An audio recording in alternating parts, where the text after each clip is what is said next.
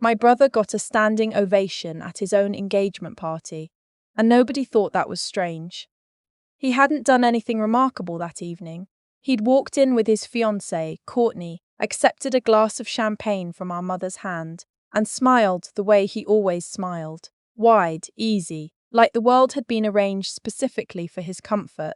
Our father clapped him on the shoulder and said something I couldn't hear from where I was standing near the kitchen doorway, and then the whole room laughed, and I thought, right, this is how it goes. I am 4 years older than my brother. His name is Tim. Tim, who got a car for his 16th birthday when I got a card and a promise that we'll figure something out. Tim, who dropped out of his business program after 2 semesters and was called brave for it.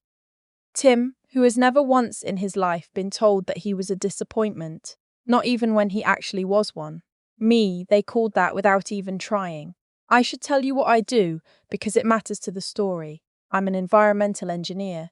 I work for a consulting firm based in Ottawa, and our team specialises in soil remediation and contaminated site assessments across northern Ontario and parts of Quebec. I have a master's degree from the University of Waterloo.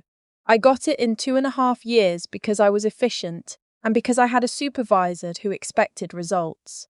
I have published 3 papers. I am, by any reasonable measure, doing well.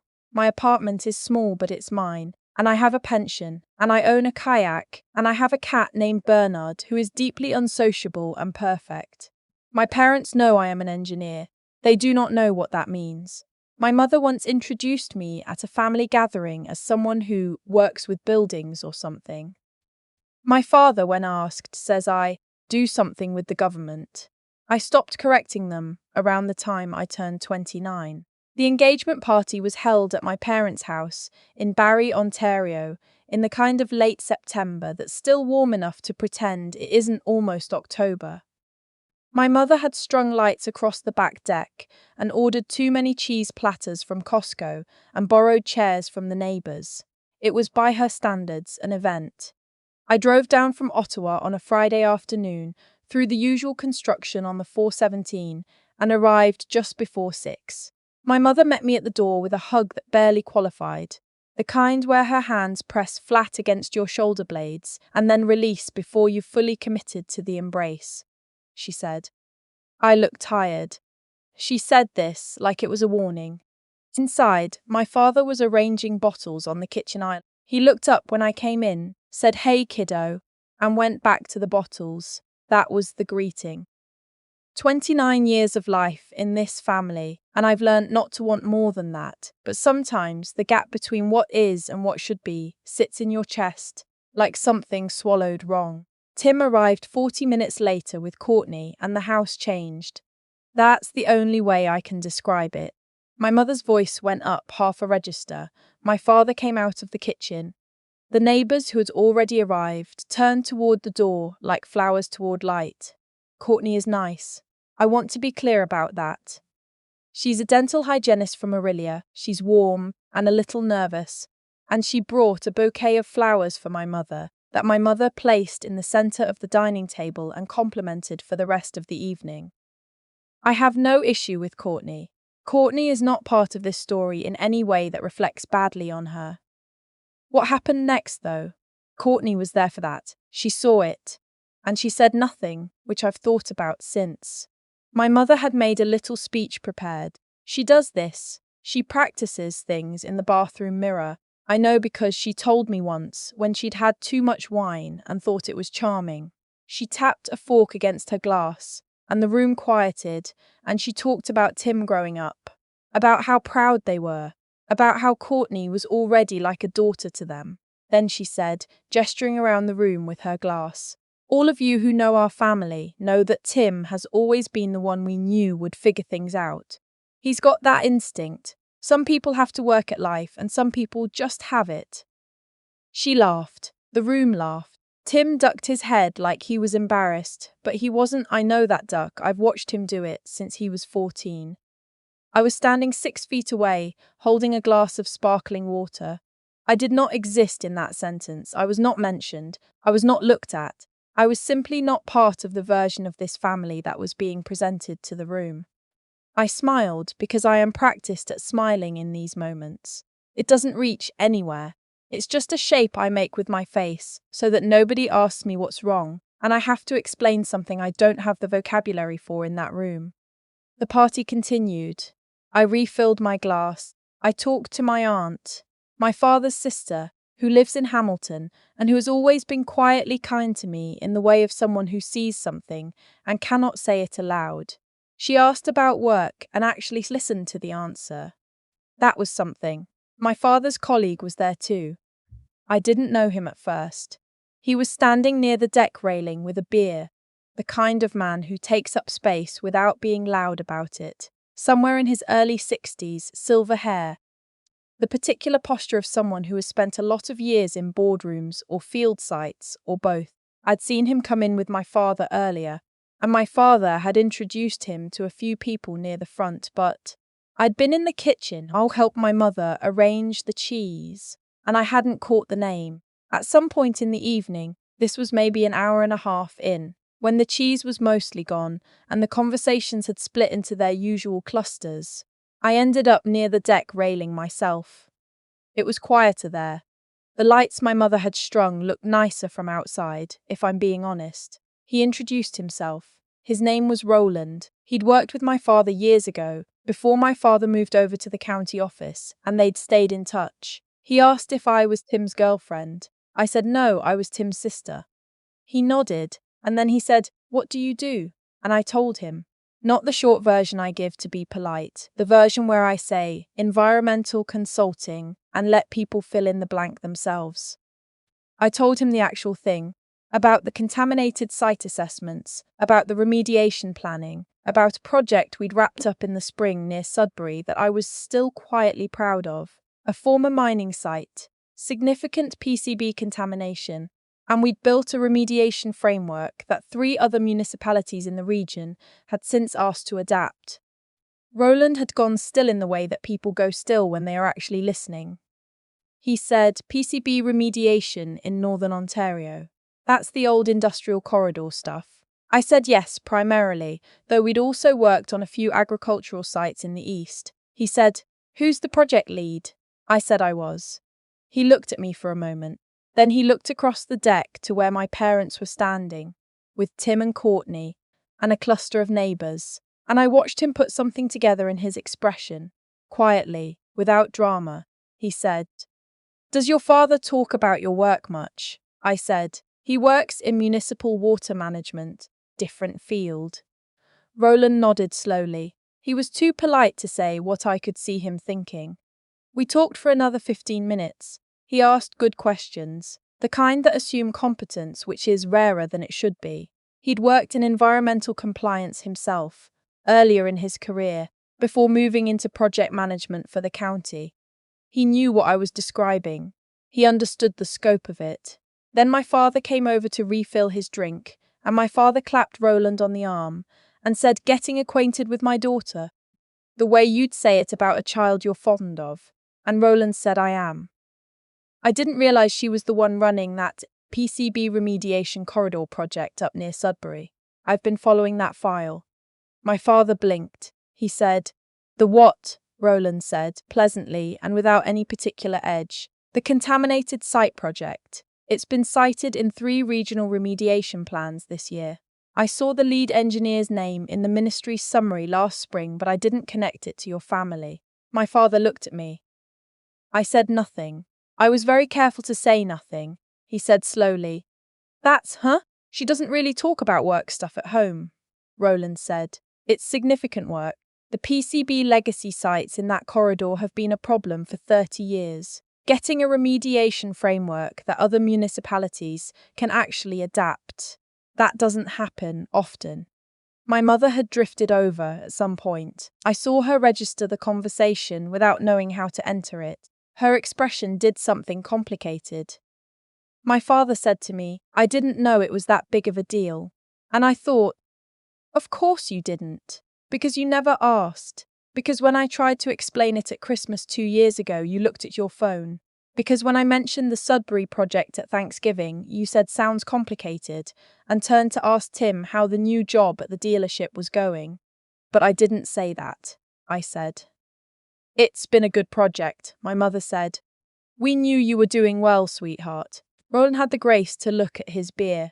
Tim and Courtney came over a few minutes later, and Tim said, "What are we talking about?" And my father, this is the part I keep returning to. My father said, "Your sister's been doing some impressive work apparently, up north somewhere."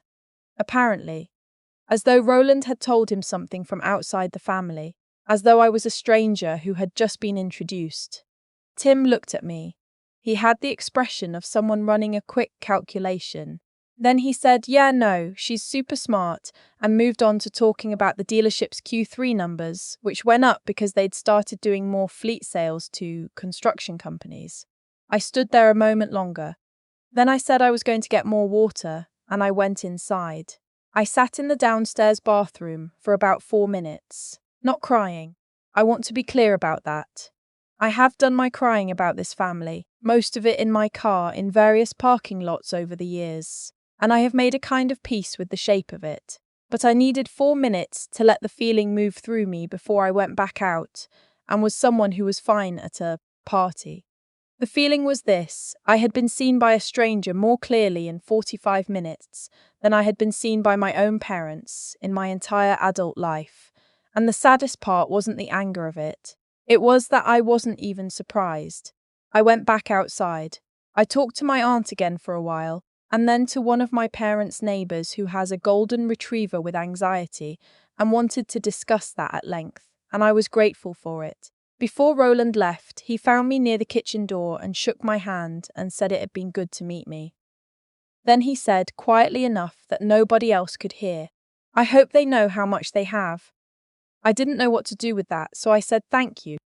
He nodded and left. My mother caught me as I was getting my jacket near the end of the night. She said, "Why didn't you ever tell us about that project?" I looked at her for a moment. I thought about the Christmas 2 years ago. I thought about the Thanksgiving.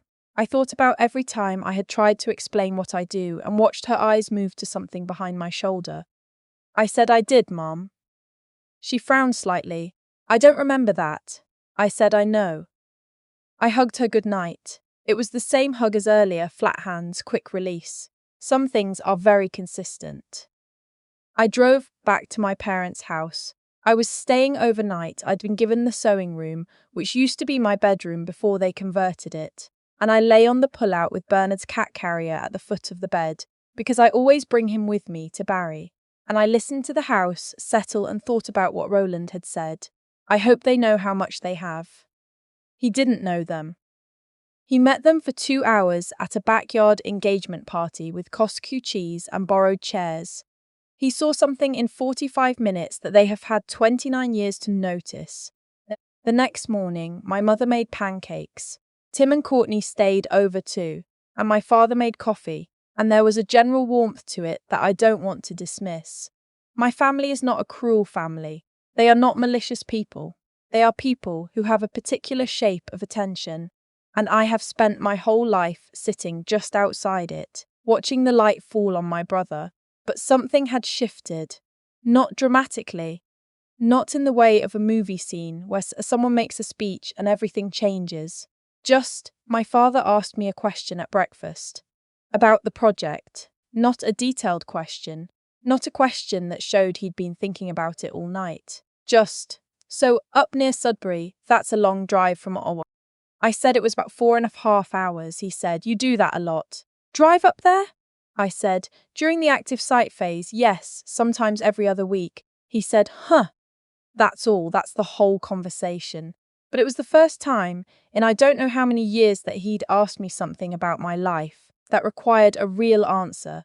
I drove back to Ottawa on Sunday afternoon. The 417 was fine, for once. Bernard slept in his carrier the whole way and made his small disapproving sound when I took him into the apartment, which I have come to understand means he forgives me for the inconvenience. I made tea. I sat on my couch. I thought about Roland and about my mother's face when he said the project had been cited in 3 regional plans, and about the word apparently coming out of my father's mouth. I thought about whether I was angry. I checked on it the way you'd check on something simmering, carefully. from a distance, not wanting to knock anything over. I was not angry. I was something more like tired and more like clear. Here is what I have come to understand about my family. They are not going to become different people. My mother is not going to wake up one day and suddenly be curious about soil remediation. My father is not going to start reading ministry summaries. Tim is not going to stop being the one they orbit. And I am not going to keep shrinking myself into the space they've left for me. I called my aunt the following week. My father's sister, the one from Hamilton. She picked up on the second ring, which she always does, as if she's been expecting me. I told her about the party. I told her about Roland. I told her about standing in the downstairs bathroom for 4 minutes counting the tiles. She was quiet for a moment, and then she said, "You know I've been watching this your whole life." I said, "I know." She said, "You were always the one who had to prove it. Tim was just assumed." I said, "Why didn't you ever say anything?" She was quiet again, longer this time. Then I didn't know what I could say that would help. And I didn't want to make things harder for you. I understood that. I didn't entirely forgive it, but I understood it. Sometimes silence is not the same as not seeing. Sometimes it's just someone standing on the outside of something they don't know how to enter. I told her I wasn't cutting my family off. I wasn't going to stop going home for Christmas or skipping Tim's wedding next June. That's not who I am, and it's not what I want. What I want is something smaller and more specific. I want to stop arriving at that house with any part of me, hoping things will be different. I want to park the expectation in the car and leave it there. She said, "That sounds like wisdom," I said. "It sounds like exhaustion, honestly." She laughed, and I laughed, and we talked for another hour about other things, about her garden and my kayak and Bernard's ongoing war with the radiator in my apartment. Tim's wedding is in June. I will be there. I will probably stand in a cluster of relatives I know only vaguely, and my mother will probably introduce me as working with the environment or something, and my father will probably spend most of the reception sit near Tim. That's fine. I know the shape of it now. But I keep thinking about Roland at the deck railing in the September evening light, asking me what I do and actually waiting for the answer. The way he went still, the way he asked the follow-up question, and then another one, and another one. There are people in the world who look at you and see what is actually there, not what they need you to be, not what's convenient, not what fits the story they've been telling about you for 30 years. Just what is there? I think about that sometimes when I'm driving up to Sudbury on a Tuesday morning, the highway opening up past the city, the trees getting denser, the sky getting wider, and I think, this work is mine, these places are mine. None of that required them to see it. It just required me to know it. And I do. I have known it for a long time. I just needed maybe to stand at a party with a glass of sparkling water and hear a stranger say it out loud, in front of the people who should have said it years ago, and watch their faces change. That's enough. It doesn't fix everything, and it doesn't change who they are, but it's enough to carry. I put it in the part of myself that keeps things, the part that also holds my aunt's voice on the phone, and the finished remediation plan in the spring, and Bernard walking across my laptop at 11 at night, demanding to be acknowledged. The things that are actually mine. I drove home from Barry that Sunday, in the clean, clear light of a late September afternoon, and the highway was quiet for once, and the trees were just beginning to turn, and I let the windows down a little, even though it was almost too cold, because sometimes you need the cold air. Sometimes you need to feel very awake.